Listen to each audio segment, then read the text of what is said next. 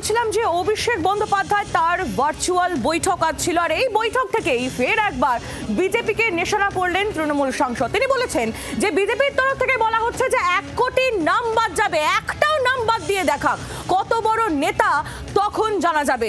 ঠিক এইভাবেই তোপ দাগলেন অভিষেক বন্দ্যোপাধ্যায়। প্রবীর চক্রবর্তী আমাদের প্রতিনিধি আরো বিস্তারিত আমাদের জানাবেন। প্রবীর, কি বললেন অভিষেক বন্দ্যোপাধ্যায় আজ?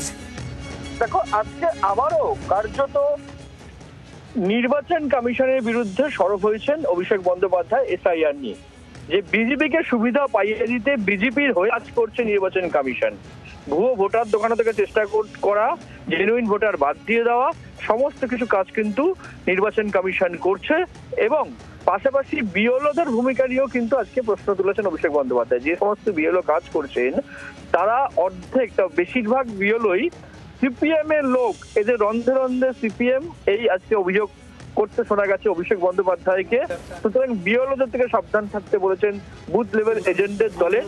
এবং কোথাও কোনো বিএলও যদি দেখেন যে ভেরিফিকেশন করছে না, ঠিকঠাক ইনফরমেশন দিচ্ছে না, তার বিরুদ্ধে অভিষেক বন্দ্যোপাধ্যায় বা দলের প্রথম সারির নেতৃত্বদের কাছে অভিযোগ জানাবার কথা বলেছেন। দলের একদম অঞ্চল সভাপতি থেকে শুরু করে সবাইকে, যে তাদের তালিকা তৈরি করুন যে সমস্ত বিএলওরা কাজ করছেন না, এবং তাদের তালিকা তৈরি করে আমাদের কাছে দিন। নির্বাচন কমিশন আমরা কমপ্লেন করবো। কিন্তু পাশাপাশি নির্বাচন কমিশনকেও কিন্তু এসআইআর নিয়ে আবারও একহাত নিয়েছেন আজকের বৈঠকে অভিষেক বন্দ্যোপাধ্যায়। এবং দলের সমস্ত যারা আছেন বুথ স্তর থেকে শুরু করে নেতৃত্ব, সবাইকে একদম নিখুঁতভাবে ভোটার তালিকার কাজ করার জন্য ঝাঁপিয়ে পড়ার নির্দেশ দিয়েছেন অভিষেক।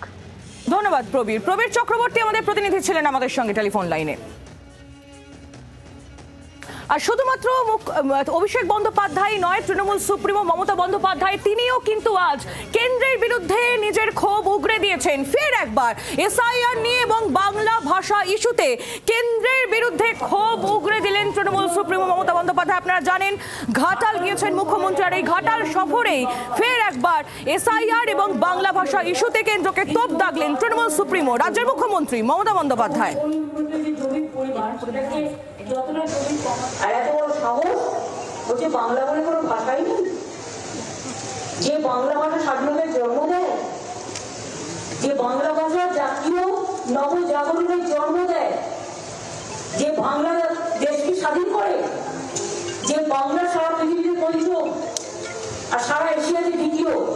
আমি অন্য ভাষা বলতেই পারি, আমার কোনো আপত্তি নেই, সবাইকে আমি সম্মান করি, কিন্তু আমার নিজের মা বলতে শেখা ভাষা আমি মা বলতে পারবো না, এটা কখনো হয় না।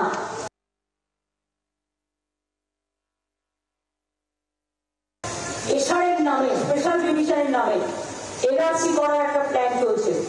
সবাই কিন্তু যার ভোটার লিস্টের নাম আছে আবার নতুন করে হবে।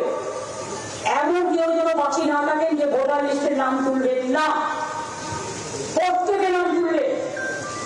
আর যেখানে দেখবেন নাম বাদ দেওয়া হচ্ছে, সেখানে কি করে নাম তোলাতে হয় আপনারা যাবেন, দরবার করবেন, আমরা সম্পূর্ণভাবে আপনাদের সাথ দেব। যারা ভারতবর্ষে সেটেল হয়েছে, যাদের এপিক কার্ড কে করেছিল ইলেকশন কমিশন, তারা আজকে কেন হবে না? কত হাজার হাজার কোটি টাকা দিয়ে করেছো? আধার কার্ড কে করেছিল ও government of India? Crore crore টাকা কি জলে ফেলে দেবে? রেশন কার্ড হবে না, আধার কার্ড হবে না, এপিক কার্ড হবে না, তো কি হবে? 50 বছর আগে তার মা বাবা করে গেছে, তার বার্থ সার্টিফিকেট চাই। ও তোমাদের বার্থ সার্টিফিকেট আছে তো? এবং প্ল্যানটা তৈরি করেছে double engine Sarkar, government of India, election কমিশনকে সাথে রেখে। আমরা এটা মানবো না, আমরা এটা সইব না, আমরা এটা মানছি না। বাংলার আওয়াজ, বাঙালির আবেগ, জি 24 ঘন্টা।